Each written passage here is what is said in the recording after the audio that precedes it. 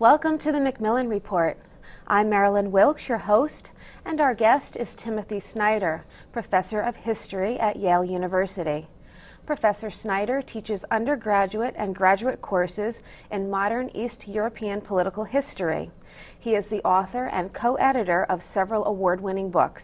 Today we'll talk with Professor Snyder about his most recent book, a critically acclaimed New York Times bestseller entitled Bloodlands Europe Between Hitler and Stalin.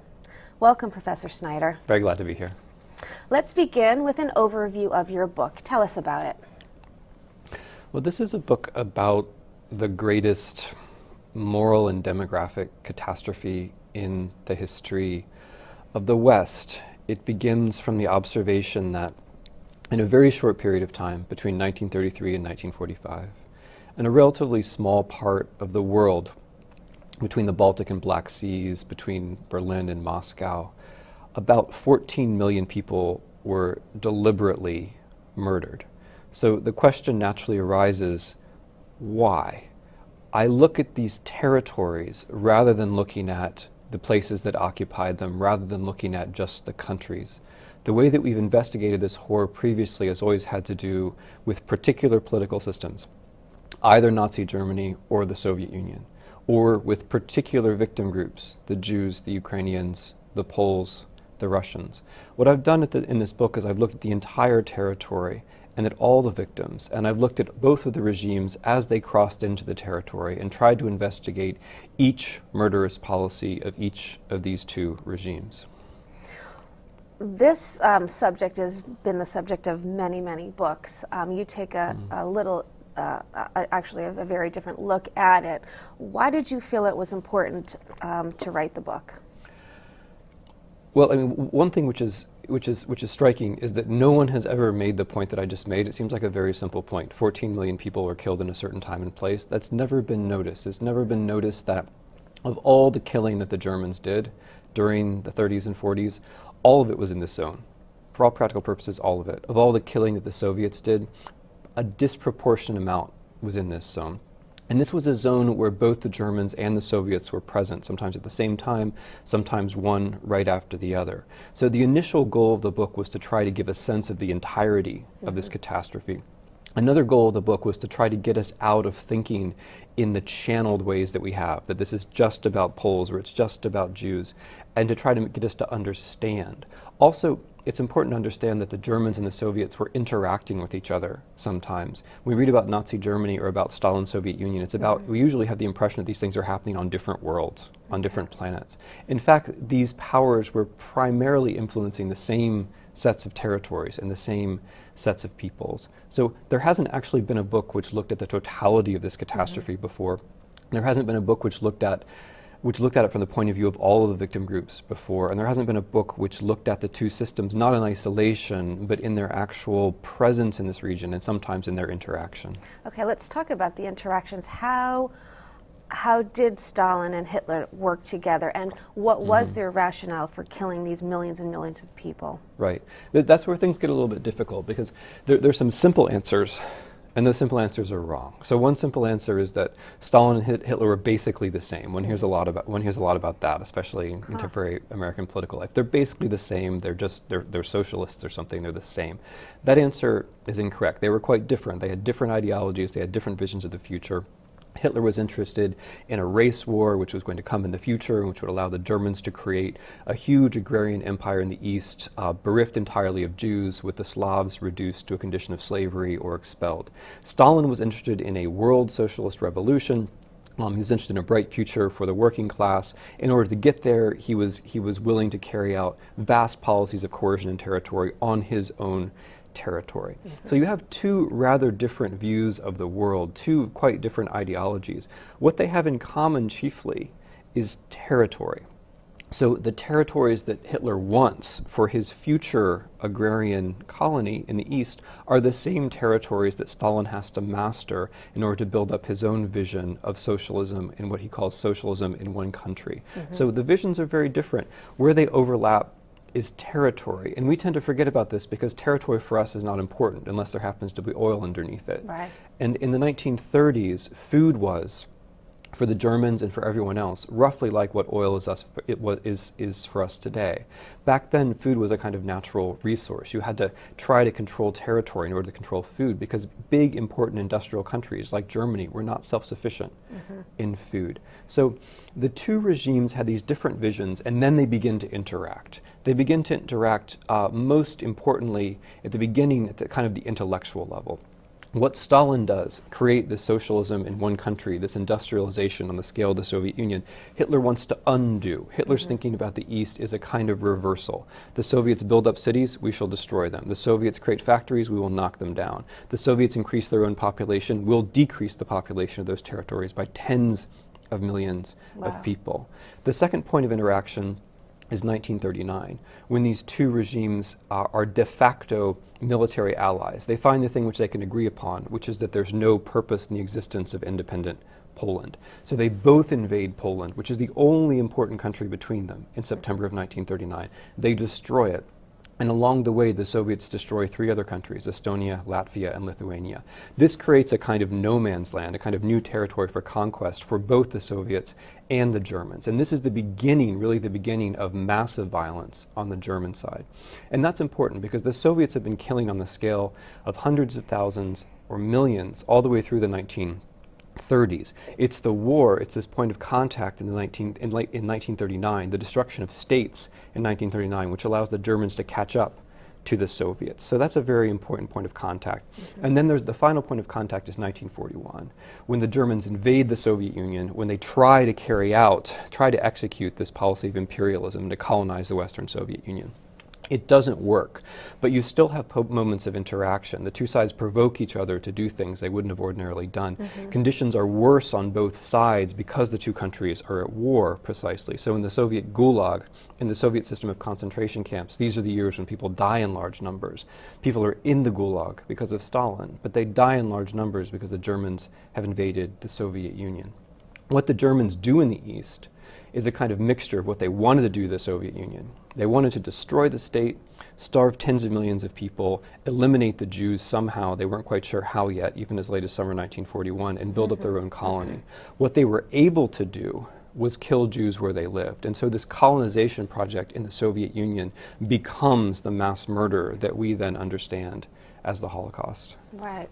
And, you know, that is very interesting because for instance, when I think of this time period, I do think of the Holocaust and Jews in particular, and you know, Anne Frank hiding. But the thing that struck me in your book, you write, during the years that both Stalin and Hitler were in power, more people were killed in Ukraine than anywhere else in the Bloodlands or in Europe or in the world.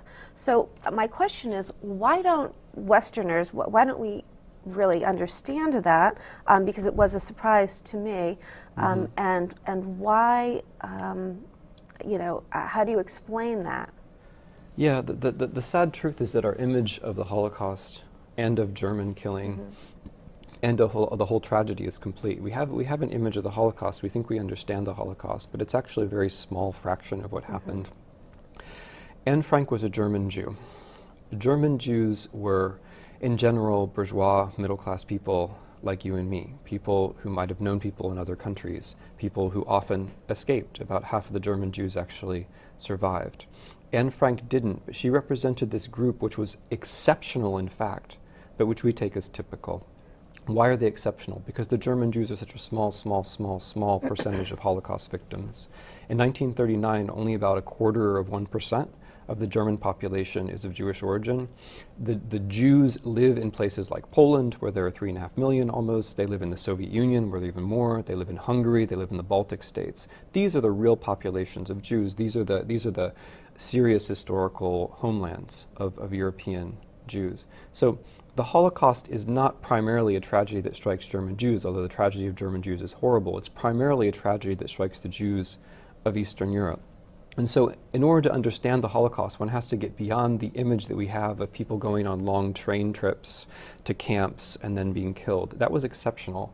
What generally happened was that people were shot. About 2.5 million people were shot very close to where they lived in the occupied Soviet Union, or they were gassed in facilities in Poland, which were also generally not terribly far away from where they lived. What we have is the outer edges of the Holocaust, and we've confused it with the whole thing.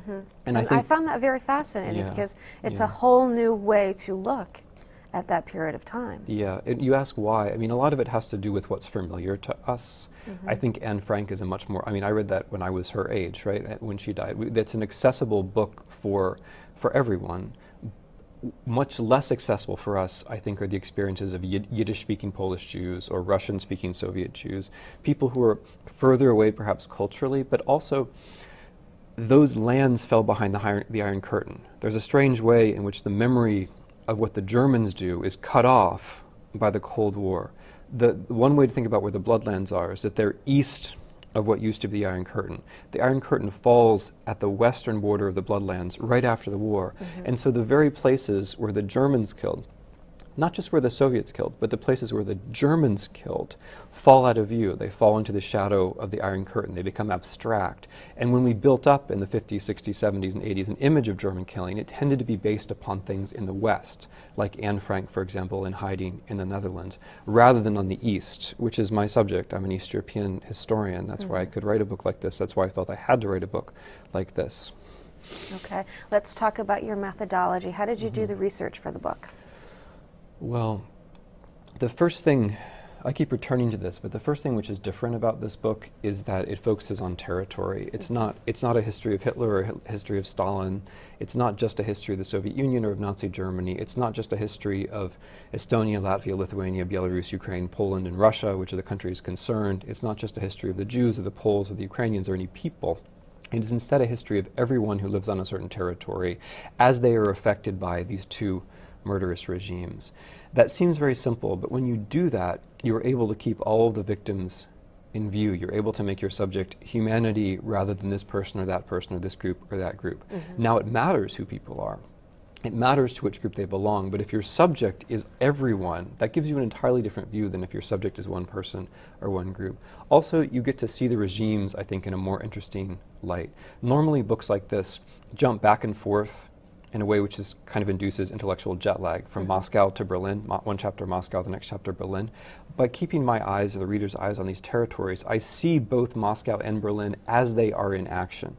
I see the institutions, the groups they kill, they send to these regions in order to kill people or in order to control people. And that gives you a view back through the institutions to Moscow and Berlin. But it's not this distinct, separate view of the two. It's the two regimes in action, or sometimes in interaction. I then follow all of the policies that emerge, whether they're from the Soviet side or whether from the German side. It's all the same to me. Whether the two sides are interacting, which they sometimes do, or whether they're not, that's also all the same to me. I'm just trying to observe and note what each of the policies are. So what does that require? Well, I've spent an awful lot of time in East European archives, and some of the work on particular policies does come from my own archival work. But a lot of it comes from taking the research of historians from Israel or Germany or Russia or Ukraine or Poland, whatever it might be, and putting it together and trying to show trying to give a more complete picture of each of the killing policies, whether it's the famine in Ukraine in 1933 or whether it's the Holocaust from 1941 to 1945, but also trying to show how these policies fit together, as sometimes they did. So this means using an awful lot of languages. It also means opening oneself up to a lot of different and often very competitive discourses about what happened back then, in the hope of fulfilling the promise of all history, which is that you can tell one sensible story which brings in every perspective and which is faithful to the facts. Okay. And in doing the research, did you come across anything that really surprised you? What was the most surprising thing in writing the book? Things surprise me all the time. That's what I would say. I mean, the book surprises people. You mentioned one of the things which surprised you. Yeah, many people have said things to me about this book before they've read it, to the effect that, oh, I know what your book is going to be about. No one has ever said that to me after reading the book. That is, no one has ever said, this book was about what I thought it was going to be about, or this book said what I thought it was going to be said. What I thought I was going to say. And the reason for that is that so much of what we think is actually so constrained and so limited by the national or by the ideological perspectives. So I was surprised all of the time, and I tried to make what surprised me seem natural and plausible to readers, because I think in order to rescue this, in order to understand this, we have to have a completely different perspective from the perspectives that we have. So my research was continual surprise, and if it weren't for that sense of surprise, I wouldn't have felt that I had to write the book. One reason why I felt I had to write the book was that the scale of the tragedy is just so great. Another reason I felt I had to write the book was because I thought that only an East Europeanist would be able to do something like this. I think the Russianists and the Germanists have told us things that are very important. Historians of Jewish life have told us things that are very important. But only an East Europeanist is going to be able to bring all these different territories into the picture and mediate, as it were, among all of these different perspectives. But it was the attempt to try to make my own sense of surprise about how little we know, or how partial our knowledge is, to try to undo that, to try to reverse that. That was one of the reasons why I wrote the book. So I can't really point to any particular moment of surprise. I think one of the things which came clear to me in writing this book that is crucial is the density of suffering in certain places. You mentioned Ukraine. Ukraine was the worst place to be between 1933 and 1945. The worst place to be in the Second World War, 41 to 45, 39 to 45, was Belarus, and no one knows that. I think that might be something which I figured out early on, which continues to surprise people. The places, our images of the war turn out to be totally inadequate to the actual suffering, and the places where the suffering was the worst, Belarus, are almost totally alien to us. So there's so much rebalancing to be done. And when you say suffering, in reading the book, many people were starved to death versus gassed or shot. Is that correct? That's right, yeah. Yeah, so just complete and utter lack of food. Yeah, no, that's a really important point for a couple of reasons. One of them is that it reminds us how different that world was from our world. Okay, so I'm sure you don't count calories. I count calories, oh, yes, and I count. But the reason I count calories is the reason you know, right? German economic planners also counted calories, but not because they were worried their people were going to be too fat, because they were worried literally about having enough calories so that oxen and mules and horses and cattle and human beings working on farms or in factories would have enough energy. And calorie is a unit of energy. They were concerned about food, quite literally the way we are concerned about energy, if not more so. Food was a way to imagine future development for both the Nazis and for the Soviets. In the Soviet Union, trying to control Ukraine, a place which was very fertile, was like trying to control, say, Saudi Arabia or Iraq, or more so, because this is a place which is within your own country. If you can control those people, you can control their soil, then you can industrialize. If you can do what you want with them, you can do what you want with the future. That's the way Stalin thought. And when they don't seem to be doing what you want, you then take everything from them and allow them to starve. And this is extremely painful, and this is the second thing why this is worth stressing and why it's such a good point. This is an extremely horrible way to die. It's so horrible that in a way it's just flowed away from our own accounts of these things. We think we understand, I don't think we really do, but we think we understand gassing, we think we understand shooting. But what it's actually like to starve or to make someone else starve to death, it's a really difficult thing to describe. I spent a lot of effort trying to get that right. And it is such a central experience. More people were starved in Europe in the middle of the 20th century than were either shot or gassed. It was actually the leading method of deliberately killing people.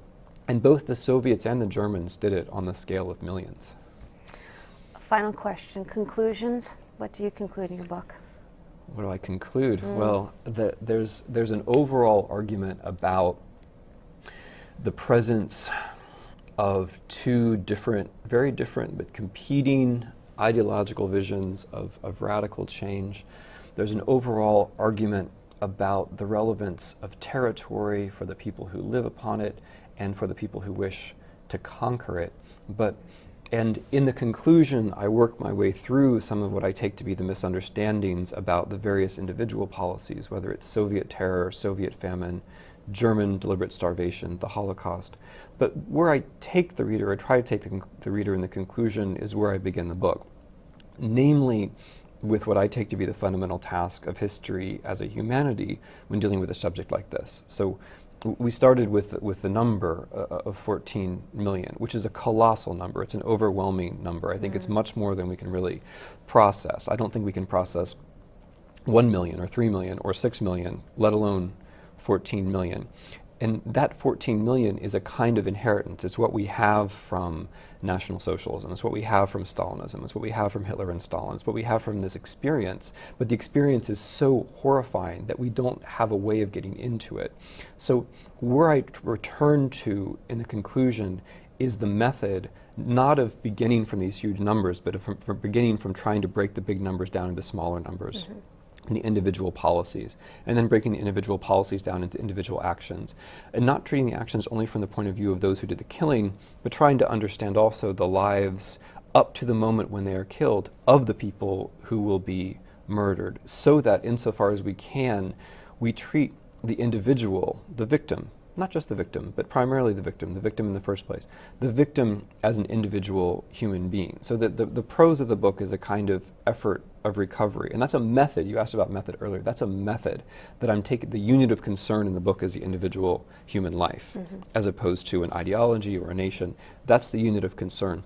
But it's also the moral conclusion of the book, that we ought to try, and my way of trying to do it is history, other people have other ways, but we ought to try to turn these huge numbers back into people, one person at a time, insofar as we can. Okay. Thank you so much for being here today and sharing some of your work. Thank you. For more information about Professor Snyder and his research, please visit our website at yale.edu/Macmillan Report. Be sure to join us again for another episode of the Macmillan Report, made possible through funding from the Whitney and Betty Macmillan Center for International and Area Studies at Yale.